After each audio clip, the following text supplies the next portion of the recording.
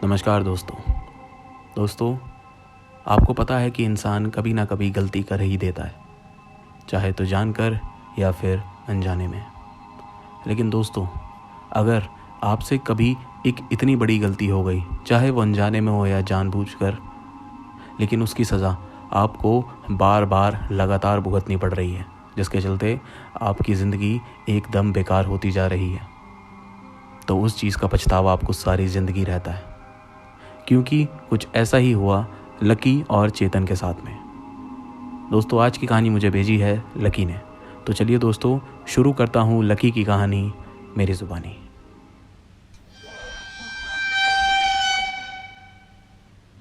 ये बात 4-5 साल पहले की है।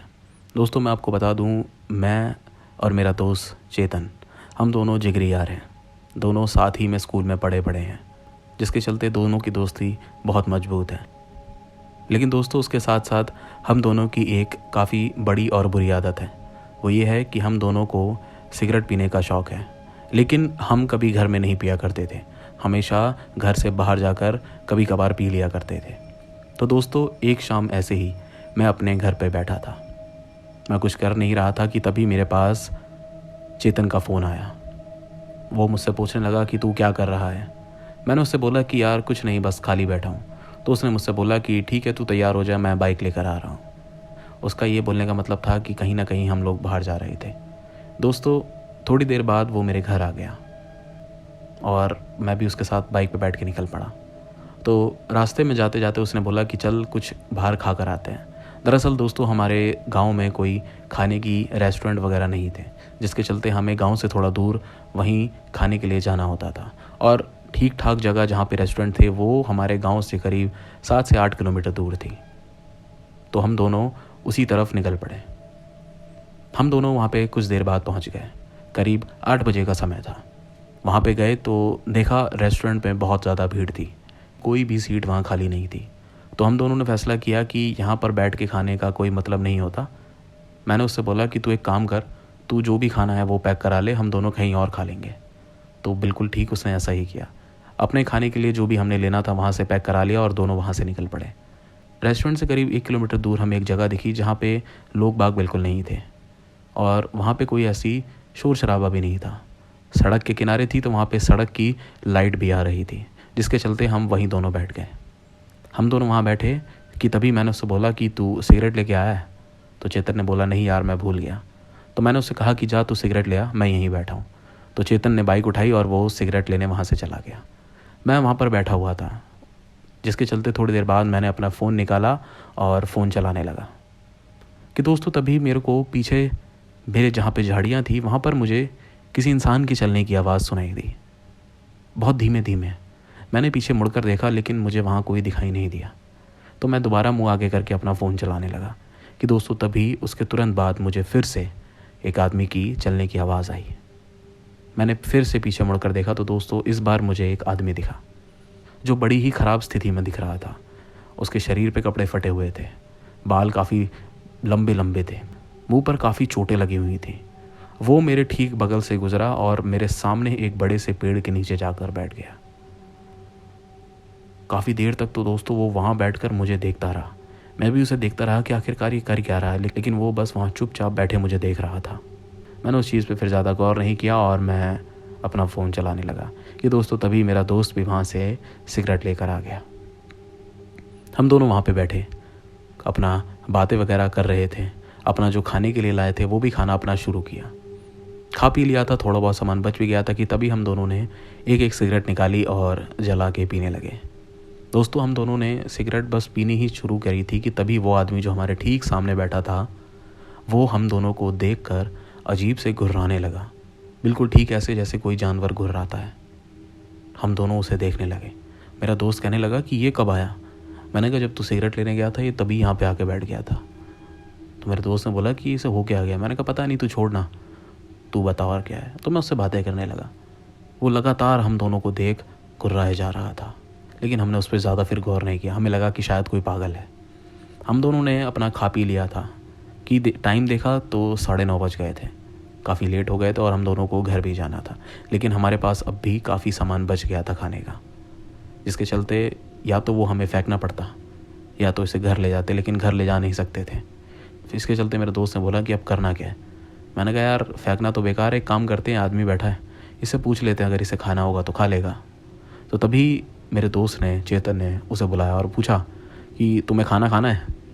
तो उसने अपनी गर्दन हिला के हाँ बोला और वो उठकर हमारी तरफ आने लगा और वो हमारे बगल में आके बैठ गया दोनों के।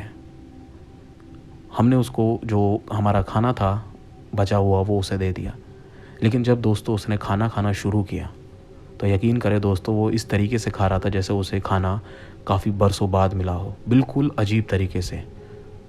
हम दोनों उसे देखते रह गए कि भाई ये क्या है। लेकिन दोस्तों जब वो खाना खा रहा था तो उसके शरीर से कुछ लिक्विड सी चीज़, कुछ पानी जैसी चीज़ चू रही थी जो उसके खाने में जाके गिर रही थी। हमें शुरू में लगा कहीं इसके शरीर से खून तो नहीं गिर रहा, क्योंकि इसके मुंह पर काफ़ी सारे घाव थे। कि तभी मेरे दोस्त ने अपनी फ़ोन की फ्लैश ऑन करी और उस पर मारा तो दोस्तों वो खून नहीं था, उसके शरीर से कोई काला काला पानी सा चू रहा था। वो बड़ा ही अजीब था। कि तभी दोस्तों हम दोनों को बहुत तेज़ बदबू आ रही थी और वो इतनी ज़्यादा तेज़ थी कि हमें सहन नहीं हो रही थी। लेकिन वो बदबू आ कहाँ से रही थी कि दोस्तों तभी जब मेरे दोस्त ने अपने फ़ोन की फ्लैश उस इंसान के शरीर से होते हुए उसकी पीठ पे डाली तो दोस्तों हमने कुछ ऐसा देखा जिसे देख हम दोनों डर गए। हम दोनों ने देखा कि उस इंसान की पीठ पर मांस था ही नहीं, उसकी पीठ की हड्डी हमें साफ दिख रही थी जिस पे कीड़े पड़े हुए थे, उसमें से ही वो बदबू आ रही थी। हम दोनों ये चीज़ देखकर डर भी गए और हमें बहुत अजीब सा भी लगने लगा। तो मैंने अपने दोस्त से इशारे से बोला कि एक काम करते हैं, यहाँ से निकलते हैं। तो वो भी उठा और धीरे धीरे मैं भी उठा और अपनी बाइक की तरफ जाने लगे। जैसे ही हम दोनों अपनी बाइक पे बैठे तभी दोस्तों उस आदमी ने हम दोनों को आवाज़ मारी, सुनो। तो हम दोनों की नज़र उस आदमी की तरफ गई। फिर वो बोला, सिगरेट नहीं पिलाओगे? हम दोनों की आंखें फटी की फटी रह गई। मैंने अपने दोस्त से बोला कि तू जा इसे सिगरेट दे आ। तो वो उतरा बाइक से और उसके पास 2 सिगरेट और माचिस रखाया और वापस से बाइक पे आया और अपनी बाइक स्टार्ट करके वहाँ से निकल पड़ा। हमें बड़ा ही अजीब आदमी दिखा था वो, पता नहीं क्या था। पूरे रास्ते हम बस यही बात करते आ रहे थे कि आखिरकार वो कैसा आदमी था यार। उसके शरीर पे इतना बड़ा घाव था लेकिन उसे कोई दर्द नहीं हो रहा था, वो चुपचाप बैठा था। फिर हम दोनों कुछ समय बाद अपने घर पहुँच गए। जब मैं घर पहुंचा तो मैंने घर पे खाना नहीं खाया क्योंकि मैं बाहर से खा के आया था। तो थोड़े समय बाद मैं अपने कमरे में सोने के लिए चला गया। दोस्तों उस रात बड़ा ही कुछ अजीब मेरे साथ हुआ। दरअसल ऐसा मेरे साथ कभी पहले नहीं हुआ था। मेरे को याद है रात में मेरे को बड़ी ही अजीब सी घुटन सी महसूस हो रही थी जिसके चलते मेरी आँख खुल गई। ऐसा लगता था जैसे सांस नहीं आ रही है। बार बार ऐसा हुआ, करीब उस रात मेरी 2 बार ऐसी आँख खुली। जब भी मैं उठता तो मेरी सांस फूल रही होती थी। मुझे ऐसा महसूस होता जैसे मुझे सांस ही नहीं आ रही, बहुत ज़्यादा घुटन है, लेकिन ऐसा क्यों हो रहा था मुझे नहीं पता। जिसके बाद फिर सुबह ही हो गई। जब सुबह हुई तो इस चीज़ के बारे में मैं सोचने लगा कि आखिरकार ऐसा क्या है, क्योंकि मेरी नींद पूरी नहीं हो रही थी। तो फिर मैंने सोचा क्यों ना एक चाकू अपने तकिया के नीचे रख के सोऊं, क्योंकि माँ बचपन में ऐसे बोला करती थी कि कई बार जैसे बच्चों को नींद सही तरीके से नहीं आती तो तकिए के नीचे चाकू रखने से जो भी चीज़ होती हैं वो दूर चली जाती हैं। तो ठीक मैंने वैसा ही किया। अगली रात मैंने अपने तकिए के नीचे एक चाकू रख लिया और सोने के लिए चला गया। लेकिन दोस्तों उस रात भी मेरे साथ ठीक वैसा ही हुआ जैसा पिछली रात हुआ था। मेरे को इस बार भी बहुत घुटन महसूस हो रही थी। मेरे कमरे की खिड़कियाँ खुली हुई थी, पंखा चल रहा था, कोई दिक्कत नहीं थी, लेकिन फिर भी मुझे घुटन महसूस हो रही थी। और जैसी मेरी नींद खुलती तो मेरी वो घुटन एकदम से गायब हो जाती। समझ नहीं आ रहा था कि आखिरकार मेरे साथ चल क्या रहा है। कि दोस्तों जब मेरी दूसरी रात आँख खुली तो रात के 3:30 बज रहे थे। मुझे समझ नहीं आया आखिरकार मैं करूं तो क्या करूं। उस चीज़ के बाद फिर मुझे रात को नींद ही नहीं आई। मैं पूरी रात बैठा रहा। सुबह हुई तो बाहर गया तो माँ ने देखा कि आँख लाल क्यों है। तो पूछा उन्होंने कि ऐसा क्यों है। तो मैंने बताया कि माँ मुझे नींद नहीं आती रात में, अचानक से आँख खुल जाती है, ऐसा लगता है जैसे दम सा घुट रहा हो। तो उन्होंने बोला कि अगर कोई दिक्कत है तो डॉक्टर वगैरह को दिखा ले। मैंने कहा ठीक है मैं देखता हूँ जो भी है। तो उस शाम मैं अपने दोस्त से मिलने उसके घर गया। मैंने उसे बताया कि यार मेरे साथ ऐसी ऐसी चीज़ें हो रही हैं। तो उसने भी बोला कि यार कल रात मेरे साथ भी ऐसा हुआ। मुझे ऐसा लगा कि जैसे सांस नहीं आ रही, जिसके चलते मेरी अचानक से रात में आँख खुल गई। मैंने कहा ठीक मेरे साथ भी तो ऐसे ही हो रहा है। मैंने कहा कि यार हम दोनों के साथ ऐसा क्यों हो रहा है।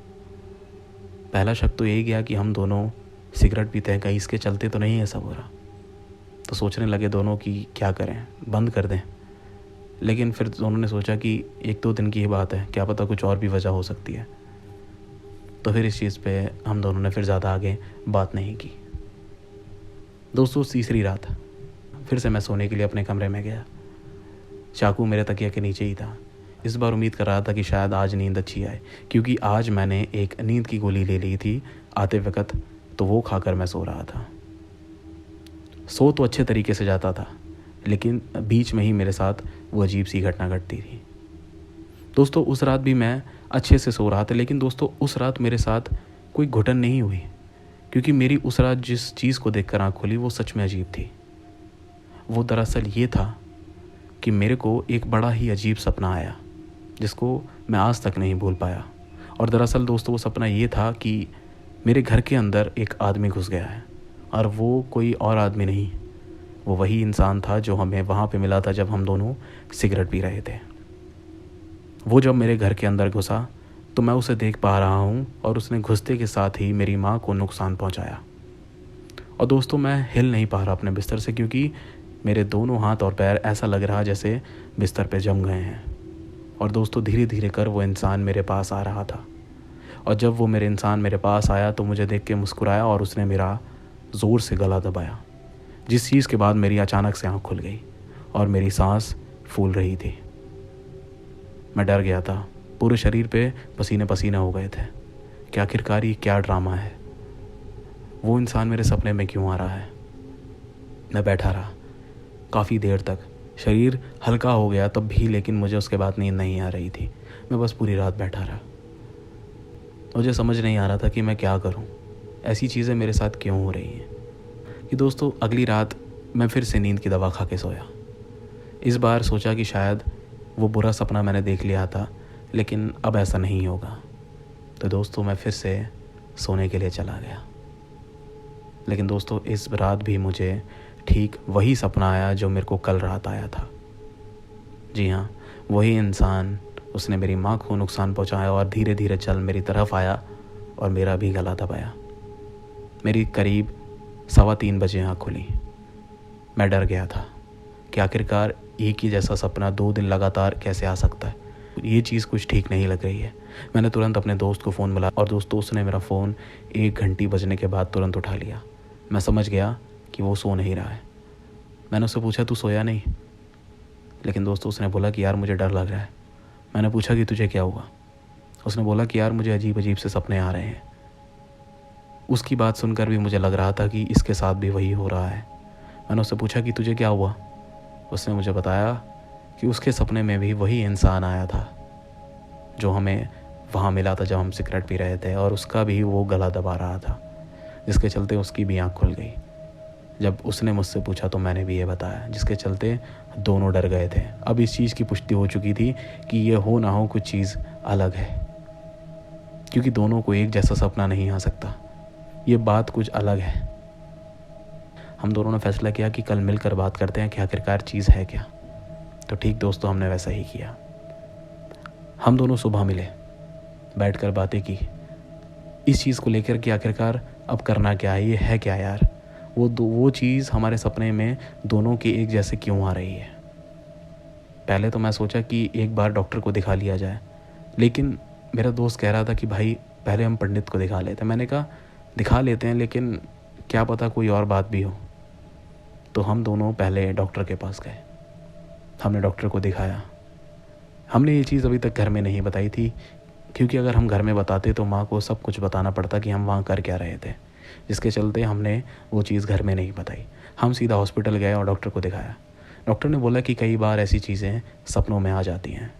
उन्होंने बोला कि जो चीज़ तुमने देखी थी वहाँ, उस चीज़ को देख के तुम दोनों डर गए थे, तो इसीलिए वो चीज़ तुम दोनों के सपने में इस तरीके से आ रही है। उन्होंने बताया कि रात को जो चीज़ तुम सोच के सोते हो वही तुम्हारे सपने में होता है, तो जिसके चलते ये सब चीज़ें हो रही हैं। उन्होंने बोला घबराने की कोई बात नहीं है, धीरे धीरे करके ठीक हो जाएगा। कुछ दवाइयाँ उन्होंने दी और हम घर के लिए आ गए। उस दिन के बाद से ये उम्मीद थी कि शायद अब ये चीज़ें नहीं होंगी। क्योंकि उस रात जब हमने वो दवाई खाई तो मेरे को तो तुरंत नींद आ गई थी। मैंने 10 बजे दवाई खाई थी और 10:30 बजे तक उस रात मैं अपने कमरे में सोने के लिए चला गया था। और दोस्तों उस रात मुझे काफ़ी अच्छी नींद आ रही थी। लेकिन दोस्तों उस रात कुछ एक ऐसी घटना घटी जिसके चलते सब कुछ सामने आ गया। उस रात जो मेरी आँख खुली वो कोई सपने के चक्कर में या फिर दम घुटने के चक्कर में नहीं खुली। उस रात मेरी बड़ी ही अजीब चीज़ के चलते आँख खुली। अचानक से मुझे काफ़ी तेज़ खांसी का धक्का लगा जिसके चलते मैं एकदम से उठ गया। तो जब मेरी आँख खुली और मैंने अपने कमरे में देखा तो दोस्तों मेरे कमरे में धुआं धुआं हो रहा था। चारों तरफ धुआं था और वो धुआं कोई और धुआं नहीं, वो सिगरेट का धुआं था। क्योंकि मैं पीता था तो मुझे पता था ही किस चीज़ का धुआं है। वो चारों तरफ जो धुआं था वो सिर्फ सिगरेट का था। लेकिन मेरे कमरे में सिगरेट कौन पी रहा था, वो भी इतनी रात को? मेरा गेट तो अंदर से बंद था, तो अंदर कौन आया? मुझे समझ नहीं आ रहा था। ये तभी मैं उठा और मैंने कमरे की खिड़की खोल दी और सारा धुआं धीरे धीरे वहाँ से निकलने लगा। मैं दोस्तों वापस अपने बिस्तर पे आके बैठा तो मेरे को अपने बिस्तर के कोने की तरफ से, जो मेरे सीधे हाथ की तरफ था, वहाँ से कुछ अजीब सी खटखट की आवाज़ आ रही थी। तो दोस्तों मैं उस चीज़ को देखने गया कि आखिरकार चीज़ है क्या। तो जब मैंने वहाँ पे नज़र डाली और जो मैंने चीज़ देखी उसे देखकर मेरे पैर के नीचे से ज़मीन खिसक गई। क्योंकि दोस्तों जैसे ही मैंने वहाँ देखा तो दोस्तों वहाँ पर वही इंसान नीचे सिकुड़ कर बैठा हुआ था और वो वहाँ बैठकर सिगरेट पी रहा था, जिसके चलते वहाँ से धुआं निकल रहा था। उसे देख मेरी आंखें फटी की फटी रह गई और मैं तुरंत वहाँ से उठा, गेट खोला और बाहर निकल गया। और दोस्तों उसके बाद मैं रुका ही नहीं। मैंने अपने घर का मेन गेट खोला और मैं घर से बाहर निकल गया। मैं भागता चला गया बिना कुछ सोचे कि क्या है क्या नहीं। मैं भागता रहा, मैं भागता गया। कुछ दूर आकर मैं रुका। वहाँ पर सड़क किनारे एक स्ट्रीट लाइट लगी हुई थी, उसके नीचे आकर मैं रुक गया। मेरी नज़र मेरे घर की तरफ थी। मैं अपने घर की तरफ देख रहा था क्योंकि गेट खुला हुआ था, लेकिन गेट से बाहर कोई नहीं आ रहा था।